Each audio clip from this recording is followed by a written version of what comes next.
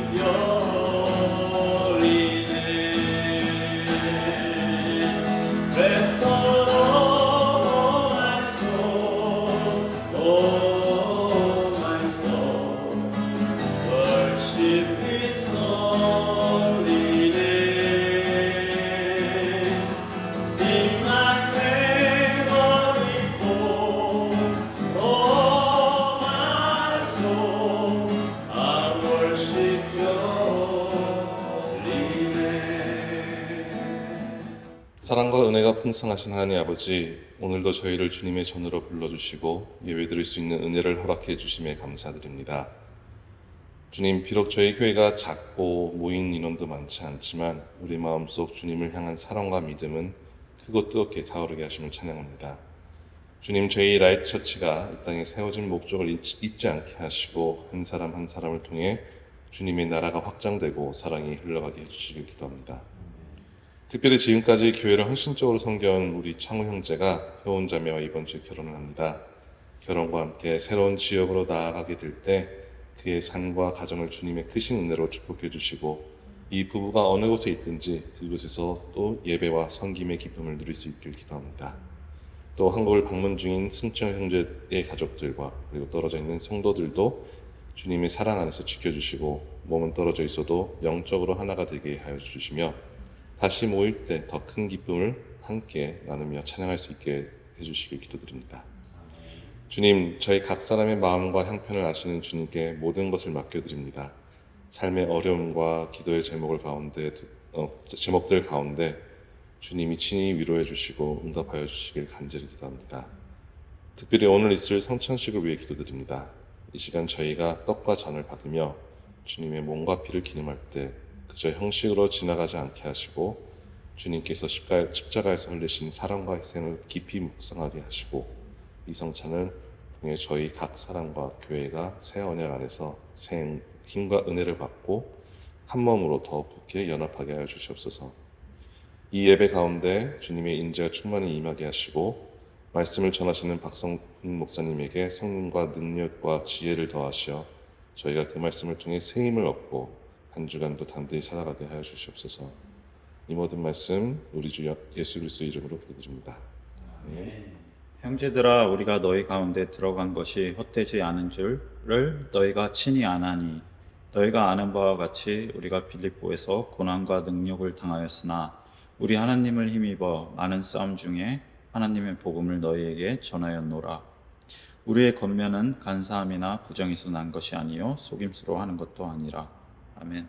아멘. 나를 버리니 하나님으로 넘치더라. 동의하십니까? 네. 우리 하나님 말씀 5절입니다. 지난주 데살로니가전서 1장 5절 말씀 같이 읽어볼까요? 시작. 그것은 우리가 여러분에게 전한 복음이 그저 말로만 전해진 것이 아니라 능력과 성령과 굳은 확신으로 전해졌기 때문입니다. 한 번 더요. 시작. 그것은 우리가 여러분에게 전한 복음이 그저 말로만 전해진 것이 아니라 능력과 성령과 굳은 확신으로 전해졌기 때문입니다. 아멘. 데살로니가 전서, 데살로니가 교회, 신비로운 교회, 개척한 지 3주 만에 목사님 떠나시고 바울 떠나고 거의 버려진 듯이 남겨진 교회가 모든 믿는 자의 본이 되고 엑세게타이라고 헬라어로 천둥 같은 소문이 되었다. 어떻게 이렇게 됐을까? 사도 바울이 이유를 딱 하나 얘기하는 거죠. 복음이 전해졌기 때문이다. 근데 그 복음이 그저 말로만 전해진 것이 아니고 능력과 성령과 큰 확신으로 전해진 복음이다. 구체적으로 신학자들이 그 당시에 이 복음이 어떤 능력을 가졌었는지 설명한 대목 중에 제가 가장 좀 마음에 와닿았던 게 이런 이야기였어요.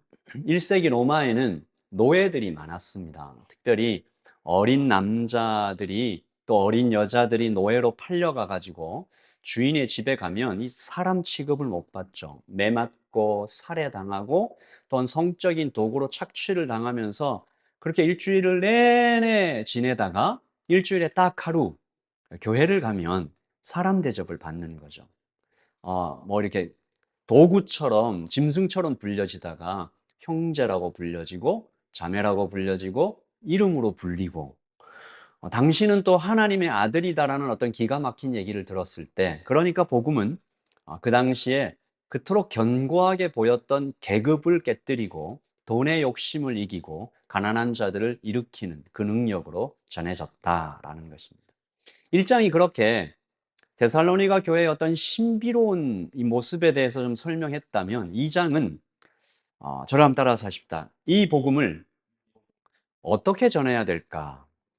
이 이야기입니다. 1장은 복음이 얼마나 대단한가, 네, 2장에 오면 이 복음을 어떻게 전해야 될까라는 이 질문에 대한 바울의 대답이 2장에 쭉 나열되어 있는데요. 복음을 어떻게 전해야 할까라고 우리가 들으면 방법이 떠오르잖아요. 아, 요렇게 저렇게 어떤 뭐 교육을 받아야 되고 그런 얘기가 아니고 이런 얘기입니다. 복음은 전할 때도 복음적으로 전해야 된다. 복음은 내용도 복음적이어야 되지만 전하는 방법도 복음적이어야 된다. 그러니까 복음은 잘 외워서 전하는 어떤 주문 같은 것이 되면 안 되고, 복음은 살아계신 예수님을 전해야 하는 거니까 전하는 자도 전하면서 살아계신 예수님을 닮아서 전해야 된다. 그러니까 이 장은 복음 전하는 자의 태도, 복음 전하는 자의 자격, 복음 전하는 자는 모름지기 이런 태도와 이런 자격과 이런 마음가짐으로 전해야 된다라는 것인데, 읽으면서 여러분 오늘 말씀 우리 창우 형제가 이렇게 읽을 때 어떻게 들으셨는지, 여러분이 또 개인적으로 묵상할 때 어떻게 생각하셨는지 모르지만 저는 읽으면서 좀 많이 부끄러웠습니다. 사도가 나는 복음을 전할 때 이렇게 전했다라고 하는 거잖아요. 우리 한 번 더 읽어볼까요? 8절, 9절 시작. 우리가 너희를 이렇게 사모하여 하나님의 복음뿐만 아니라 우리의 목숨까지도 너희에게 주기를 기뻐함은 너희가 우리의 사랑하는 자 됨이라.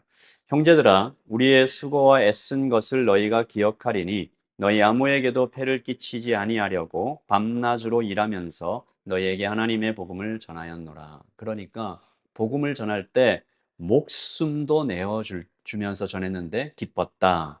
밤낮으로 일하면서, 낮에는 일하면서 돈을 벌고 밤에는 복음을 전했다라고 얘기를 하는 거죠. 수고했다, 희생했다. 그리고 또 이렇게 얘기합니다. 7절과 11절 시작. 우리는 그리스도의 사도로서 마땅히 권위를 주장할 수 있으나 도리어 너희 가운데서 유순한 자가 되어 유모가 자기 자녀를 기름과 같이 하였으니 너희도 아는 바와 같이 우리가 너희 각 사람에게 아버지가 자녀에게 하듯 권면하고 위로하고 경계하노니. 아까는 희생했다, 이런 얘기라면, 수고했다라는 얘기라면, 지금은 마음가짐, 어머니처럼 온유하게, 아버지처럼 사랑하면서 복음을 복음적으로 전한다라는 것의 대략적인 중심 내용은 이런 것입니다. 그러니까 목숨까지도 내어주고 수고하고, 근데 마음가짐은 어머니처럼 아버지처럼. 어, 솔직히 제가 이 본문을 설교하기가 굉장히 어려웠어요. 제가 이 2주 동안 이 설교를 준비를 했는데 말씀이 마치 칼처럼 저를 찌르는 것 같아서 한동안 제가 내려놓고 있다가 다시 붙잡았다가 다시 내려놨다가 다시 붙잡다가, 솔직히 나는 이렇게 살고 있나, 목사로서 목숨까지 내어주고 있나, 아버지 같은 마음으로 어머니 같은 마음으로 성도들을 그렇게 사랑하며 복음을 전하고 있나, 나의 유익보다 성도의 유익을 항상 생각하고 있나, 이런 얘기들을 좀 했죠. 생각을 했습니다. 며칠 전에도 한 목사님과 만나서 이런 얘기 저런 얘기를 하다가 서로가 서로에게 저는 정말 목사답지 못한 것 같습니다. 그러니까 그 목사님도 저는 더 그런 것 같아요. 우린 서로 자격이 없습니다. 왜 우리를 목사로 부르셨을까요? 라고 얘기를 하면서 그런 얘기들을 좀 했죠. 오늘 말씀은 너무 거대하고 너무 대단하고 너무 높아서 감히 쳐다보지도 못할 산처럼 보였던 것이 사실입니다. 말씀대로 이렇게 살지도 못하면서 내가 설교를 해도 되나라는 생각이 저를 많이 괴롭혔고, 누군가가 이런 얘기를 하더라고요. 목사로 사는 것의 가장 큰 고통은 설교 준비나 목양이나 경제적이나 심리적인 어려움이 아니라 말씀대로 살지 못하는 내 삶의 초라함이다. 이 말에 100% 동의합니다. 하지만 목사로 또 서 있는 이 자리의 무거움과 또 어쩌면 고마움은, 그럼에도 불구하고 제가 말씀을 전해야 된다라는 것이죠. 씨름할 수밖에 없었던 거예요. 제가 말씀을 도대체 어떻게 전해야 됩니까? 힌트를 하나님이 주신 것이, 내가 이 말씀을 너희에게 줄 때 그저 낙심하라고, 너무 높은 산처럼 보여서 그냥 포기하라고 이 말씀을 준 것이 아니다. 여기에는 분명히 우리가 붙잡아야 할 비밀이 있다라고 하나님 알려주셔서 그것을 가지고 2주 동안 씨름한 결과를 여러분과 함께 나누려고 합니다. 질문은 이런 것이었어요. 바울은 도대체 어떻게 이렇게 사랑할 수 있었을까? 이분은 처음부터 이렇게 훌륭한 사람이었을까? 그래서 우리는 이 바울을 흉내를 내다가 그냥 인생에서 좌절해야만 되는 것일까? 그런 비밀을 좀 파헤쳐 보려고 합니다. 두 가지를 좀 살펴보려고 해요. 그가 버린 것들과 그가 받은 것들. 첫 번째입니다. 시작. 그가 버린 것, 세상의 방법. 그리고 이것을 버림으로써 얻는 것에 대해서. 여러분, 그러니까 이런 거죠. 우리가 컵에 물을 채우려면 먼저 거기에 있는 더러운 것들이 담겨져 있으면 쏟아내고 깨끗하게 씻고 담아야 되잖아요. 사도는 이렇게 얘기합니다. 복음이 아닌 것은 모두 버렸다. 복음은 전할 때도 복음적이어야 하니 내용도 방법도 다 복음적이어야 하니까 복음이 아닌 것을 다 버렸다. 첫 번째, 시작. 속임수와 조종, 마케팅의 원리를 버렸습니다. 말씀 시작. 우리의 권면은 간사함이나 부정에서 난 것이 아니요 속임수로 난 것도 아니라. 사도 바울은 복음을 전할 때 말솜씨나 기술로 사람들을 설득하지 않았다. 중요한 것은 이때는요, 그렇게 하면 칭찬받았던 때입니다. 철학자들이, 소피스트들이 과장과 왜곡과 거짓말을 조금 섞어서 해도 결과만 좋으면 사람들이 칭찬하고 박수 쳤어요. 말을 잘하는 기술이 굉장히 높게 여겨졌던 사도는 이렇게 얘기하는 거죠. 복음은 진리인데 거기에다가 속임수나 과장이나 거짓말을 섞으면 그거 어떻게 진리를 전하냐라는 거죠. 좀 오래된 책인데 마케팅에 중독된 교회라는 책이 있습니다. 마케팅이 뭐죠? 우리 마케팅이 굉장히 좋은 것으로 뭐 나쁘지 않죠. 그런데 마케팅을 좀 부정적인 시각으로 좀 바라보면 이런 거죠.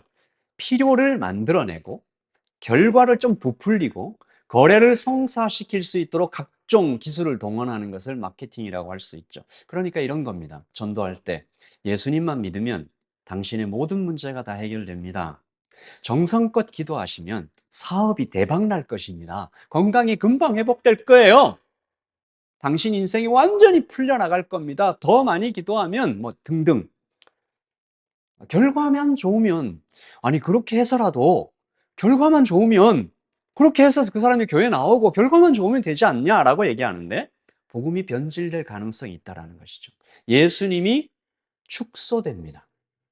성공의 도구나 내 문제를 해결해 주는 능력 있는 종으로 축소될 가능성이 다분히 있는 거죠. 복음이 심리 안정 상품이 될 수도 있는 거죠. 그리스도는 우리의 욕망을 채우는 도구가 아니라 창조주이십니다. 왕이십니다. 대신 죽으신 구원자이십니다. 이것에 대해서 사도가 한 발짝도 물러서지 않았다라는 것입니다. 두 번째, 시작. 사람의 인정과 인기, 즉 정치와 경제의 원리를 버렸습니다. 우리 말씀 읽겠습니다. 4절, 5절, 시작. 오직 하나님께 옳게 여기심을 입어 복음을 위탁받았으니 우리가 이와 같이 말함은 사람을 기쁘게 하려 함이 아니요 오직 우리 마음을 감찰하시는 하나님을 기쁘시게 하려 함이라.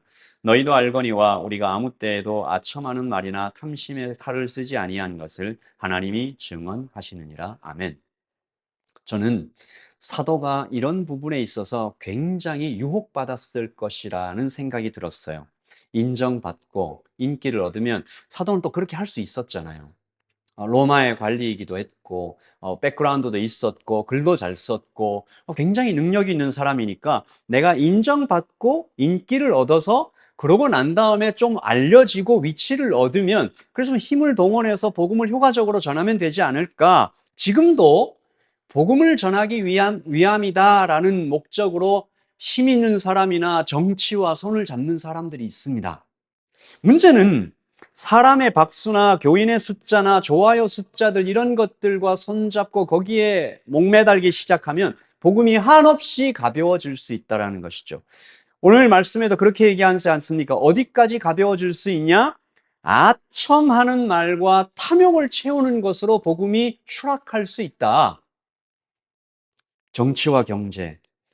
바울은 거부하는 거죠. 어떤 목사님이 아주 가난한 시절에 친구 목사와 만나가지고 서로 거의 뭐 울면서 이런 얘기를 했다고 그래요. 친구야, 우리 아무리 힘들어도 복음 팔아서 밥 먹지는 말자. 복음 팔아서 밥 먹고 살지는 말자. 어떤 얘기인지? 여러분, 지금도 차마 눈에 보이지만 그 길을 가지 않는 목사들, 선교사들, 성도들이 있습니다. 눈에 보여요. 한 번만 눈 감으면 이것도 할 수 있고 저것도 할 수 있지만 그 자리에서 멈추는 겁니다. 예수님 때문에. 그러므로 대단한 일을 하는 것도 믿음이겠지만 충분히 할 수 있음에도 불구하고 참아가지 못하고 멈추는 것도 어쩌면 더 크고 대단한 믿음이다라는 생각이 듭니다. 그래서 사도 바울은 사람의 인정과 인기를 얻는 것을 처음부터 거부하죠. 세 번째입니다. 권위주의와 권력의 원리를 거부했어요. 우리 7절입니다. 시작. 우리는 그리스도의 사도로서 마땅히 권위를 주장할 수 있었으나 도리어 너희 가운데서 유순한 자가 되어 유모가 자기 자녀를 기름과 같이 하였으니. 힘을 가지고 계급을 높이고 겁을 주고 복종을 요구하면 굉장히 효과적일 수 있죠. 칼의 나라 로마에서는 언제나 일어나는 일이었고 심지어 사도에게는 어떤 권위가 있었습니까? 하나님이 주신 권위가 있었어요. 얼마나 높은 권위예요? 사용해도 돼요.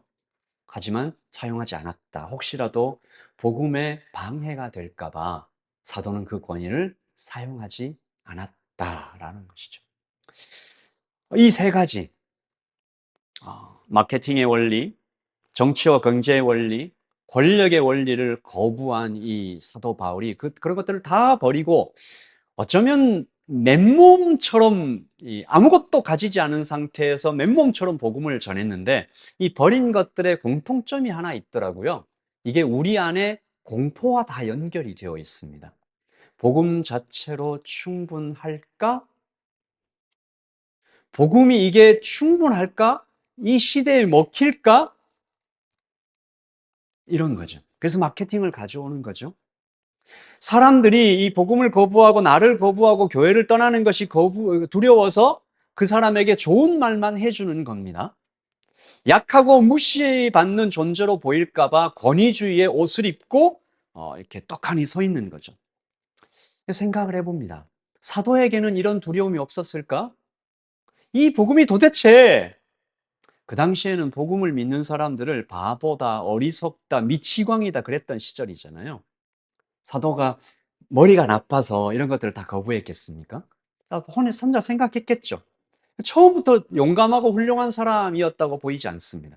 그러나 그가 이 모든 것들을 버리고 그 공포에서 탈출할 수 있었던 방법은 오늘 말씀에서 분명히 보이는데요. 두 번째, 자, 우리 같이 읽겠습니다. 시작.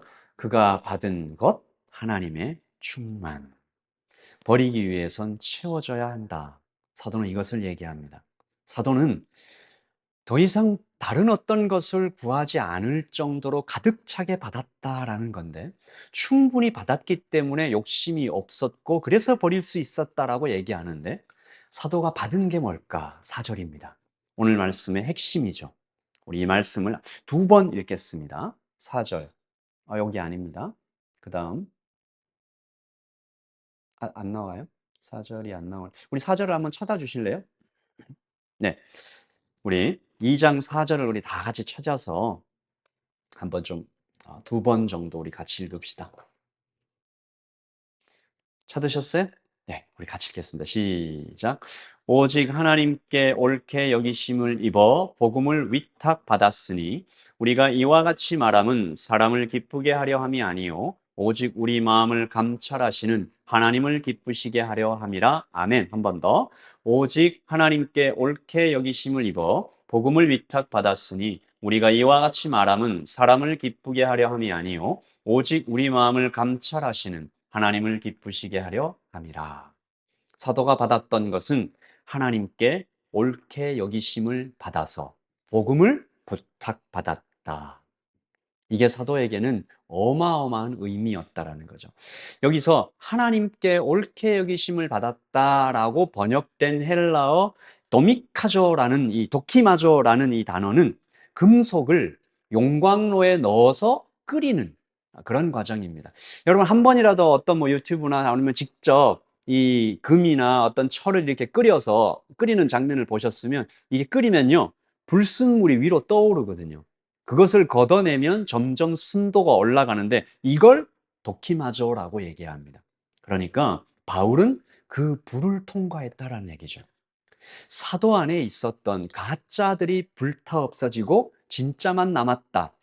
불과 같은 시험이 굉장히 어렵고 힘든 것이긴 하지만 우리가 운동을 왜 해요? 더 좋은 결과 때문에 하는 거잖아요. 공부를 왜 해요? 그리고 어떤 훈련을 왜 해요? 그 다음에 있었던 어떤 결과들을 no pain, no gain 얘기 많이 하잖아요. 사도가 야 내가 그 불을 통과했더니 어마어마한 것을 받았다 이 얘기를 하고 있는 겁니다. 사도가 통과했던 불 아시죠? 사도행전 9장 3절. 자, 시작. 사울이 길을 가다가 다메섹에 가까이 이르더니 호련히 하늘로부터 빛이 그를 둘러 비추는지라 땅에 엎드러져서 들음에 소리가 있어 이르시되 사울아 사울아 내가 어찌하여 나를 박해하느냐 하시거늘 대답하되 주여 누구시니까 이르시되 나는 내가 박해하는 예수라. 이때 사울이 죽습니다. 사울은 그냥 뭐랄까요? 그냥 일반인이 아니었어요. 이 사람의 모든 열정은 하나님을 영광스럽게 하는 것에 있었죠. 그러니까 우리로 치면 어떤 사람이 어떤 권력을 얻기 위하여, 인기를 얻기 위하여, 돈을 얻기 위하여 그것을 향해서 미친 듯이 달려가고 있었는데 내가 가는 길이 완전히 틀렸다는 걸, 쪽박 차는 길이었다라는 걸, 오히려 그냥 그 권력, 잘 보이고 싶었던 권력자에게 반역하는 길이었다는 것을 나중에 깨닫는 것처럼 사도 바울이 자기는 하나님을 엄청 열심히 섬긴다고 그렇게 하고 다녔는데 나타나신 분이 뭐라고 하는 거예요? 너는 지금까지 나를 반대하고 반역하고 죽이고 다녔다 이 얘기를 한 거잖아요.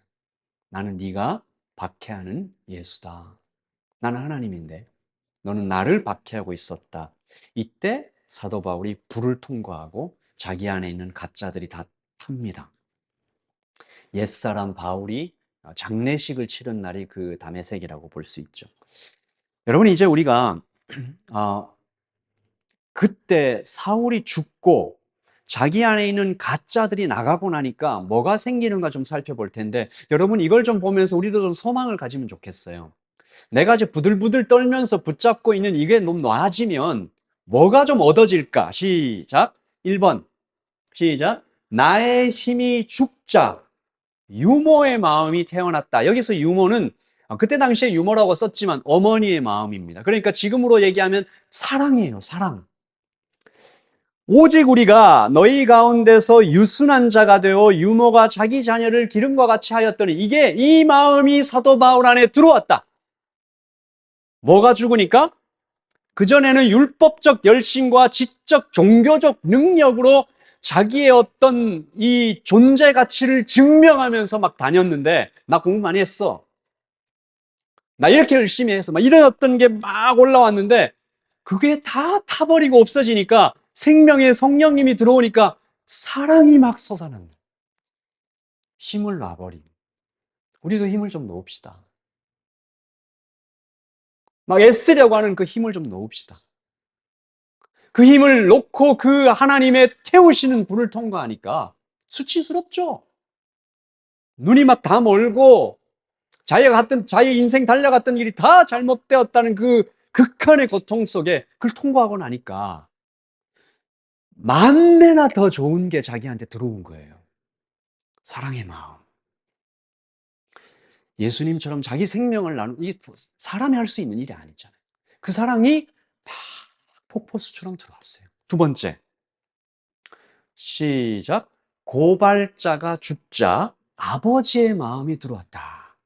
우리 11절 시작. 너희도 아는 바와 같이 우리가 너희 각 사람에게 아버지가 자기 자녀에게 하듯 권면하였으니. 사도 바울이 원래 그런 사람이 아니었어요. 스데반 죽어가고 있는데 옆에서 이렇게 팔짱 끼고 당연하다 이렇게 본 사람입니다.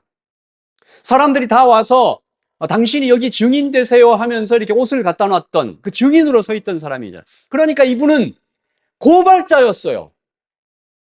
본능적으로 남을 정죄하는 고발자였던 옛사람. 그러니까 이 사람 마음에는 뭐가 꽉 차 있냐면 우리 한번 따라서 해봅시다. 시작. 내가 너보다 낫지. 옆 사람 보고 한번 할까요? 시작. 내가 너보다 낫지. 이런 거예요. 내가 너보단 낫지. 남을 죄인 취급하던 옛사람이 다 죽으니까 그 안에 아버지 마음이 들어왔는데, 아버지들은 어떡합니까? 여기 아버지 저랑 딱 한 분 더 계시는데 봐주는 거잖아요. 아, 그렇지. 이 나이 되어 보니 야, 사람이 그냥 이렇게 되는 것이 아니더라. 나도 약하고 실수가 많고 은혜가 필요한 그 모든 세월을 지나왔으니 너도 그렇게 지나올 거야. 그런 겁니다. 아들, 잘 들으시기 바랍니다. 나도 그랬었다. 그런 거죠. 조금만 더 힘을 내서 여기까지 와라. 라는 얘기를 하는 거죠. 아, 나는 옛날에 막 사람들 고발하고 다니고 정죄하고 다니고 그랬는데 그게 죽으니까 야, 이거 신기한 마음이 막 들어오네. 사람들 보니까 그냥 이뻐.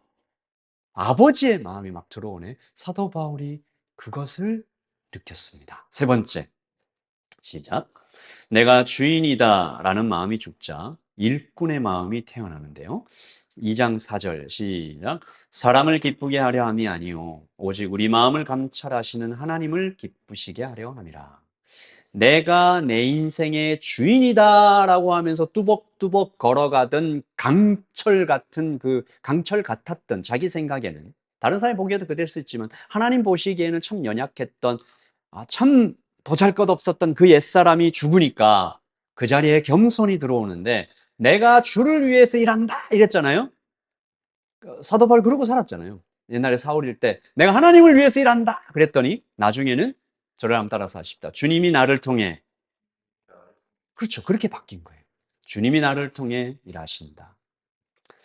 제가 여기까지 오고 나서 말씀을 읽으면서 기도가 바뀌었습니다.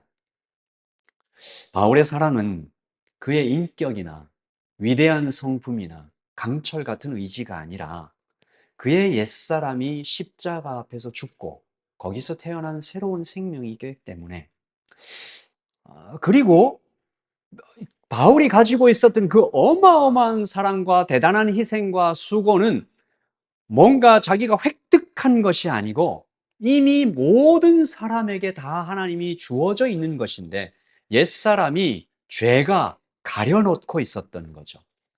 여러분, 우리 전자제품 사면 이 배터리 넣어서 쓰는 전자제품 리모컨이라는 거 있으면 이렇게 뚜껑 딱 열면 배터리에 뭐가 씌워져 있어요? 비닐 씌워져 있잖아요. 그 비닐 이렇게 벗겨내고 다시 끼우면 비로소 이렇게 전원이 딱 들어오지 않습니까? 옛사람이 죽으면 우리의 죄를 멀리하면 주님을 향해서 시선을 바꾸면 하나님과 연결되고 생명이 강물처럼 들어온다. 아멘이십니까? 그래서 버려야 됩니다. 버릴 수 있는 힘은 주께서 주십니다. 그럼 또 여기서 우리가 이런 생각할 수 있죠.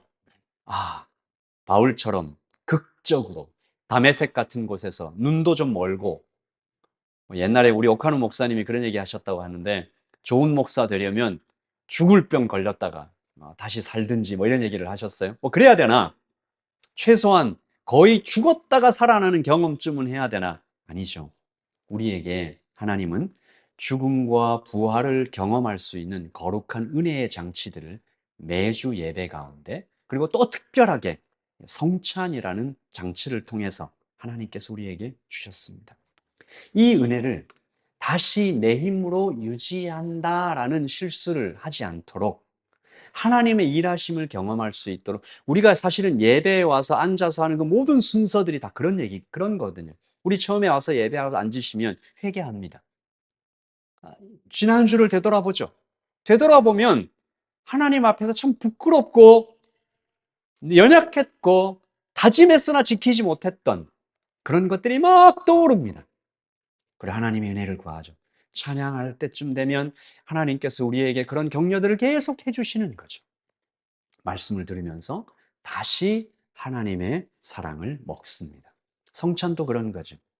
떡을 떼고 잔을 나눌 때 단순히 과거의 사건을 기념하는 것이 아니고 나의 옛사람은 그리스도와 함께 십자가에 못 박혀 죽었으며 내 안에 이제 사시는 분은 그리스도라는 사실을 다시 한번 선포하면서 그분의 생명을, 그분의 살과 그분의 피를 공급받는 그리스도의 피와 몸을 기억하며 그것이 오늘도 매일 매 순간 일어나는 실제임을 기억하는 것이 성찬인 것이죠.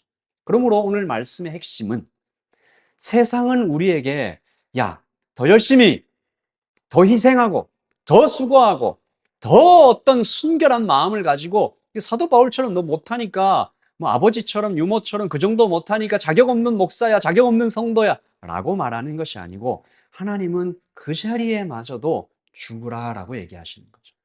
그 욕심마저도 내려놓고 하나님 저희들은 못합니다. 그리스도의 생명이 우리 안에 들어오셔야만 우리가 내려놓을 수 있고 나의 그 어떤 고발자였던 나의 옛사람과 나의 어떤 그 모든 내가 주인이라는 것들이 다 죽고 그렇게 우리가 주 앞에서 설 수 있는 것이죠. 다시 말해서 복음은 전할 때도 복음적이어야 한다. 복음은 내용도 복음적이어야 하지만 전하는 사람의 마음도 전하는 방법도 복음적이어야 한다라는 것입니다. 우리 좀 음악을 좀 켜주시고요. 이제 우리가 이 성찬을 좀 나누며 기도하는 시간을 가질 텐데, 하나님은 더 노력해라, 더 수고해서 더 훌륭한 사람이 되어라 라고 몰아붙이시기 전에 우리의 옛사람을 죽이시는 예배와 성찬이라는 은혜의 장치를 통해 내 안에 들어오셔서 나를 새로운 사람이 되게 하시는 것입니다. 이 은혜의 진리를 붙잡고 주님의 은혜를 기억하고 기념하는 오늘 시간입니다. 첫 번째, 우리 한번 항복하는 시간을 먼저 좀 갖도록 하겠습니다. 우리는 이 모든 것을 우리의 힘으로 할 수 없음을 인정하고 하나님께 약속하기보다 하나님께 항복의 기도로 이 성찬을 시작하기를 원하는데 우리 먼저 이 기도를 드리고 나서 떡과 잔을 나누도록 하겠습니다. 우리 같이 읽을까요? 시작. 하나님, 저는 못합니다. 제 힘으로는 유모처럼 아버지처럼 사랑할 수 없습니다. 그러니 오늘 이 떡과 잔 앞에서 제 안에 옛사람이 죽고 다메섹의 바울처럼 오직 부활하신 그리스도의 능력만이 저를 통해 일하게 하소서. 아멘. 기도하겠습니다. 하나님, 이번 주에 또 결혼을 앞둔 장모 형제와 결혼 자매 함께 하시고 하나님, 세워갈 가정을 기대함으로 소망함으로 감격함으로 준비해 나갈 수 있도록 주님이 도와여 주시옵소서. 내일 비행기를 타고 들어오는 승철 유지자매 가족에도 하나님의 영광과 하나님의 사랑과 평안함을 허락하여 주시옵소서. 지금은 우리 주 예수 그리스도의 그 크신 은혜와 하나님의 사랑과 성령의 교통하심이 여기에 그리스도의 몸된 살과 피를 나누어 마신 모든 형제와 자매들에게 또한 인생의 모든 순간들을 겪고 있는 형제와 자매들에게 하나님 이번 주부터 또 나의 옛사람과 싸우며 죄를 죽이며 예수님을 닮아가려고 하는 모든 형제와 자매들에게 지금보다 영원토록 함께 있을지어다.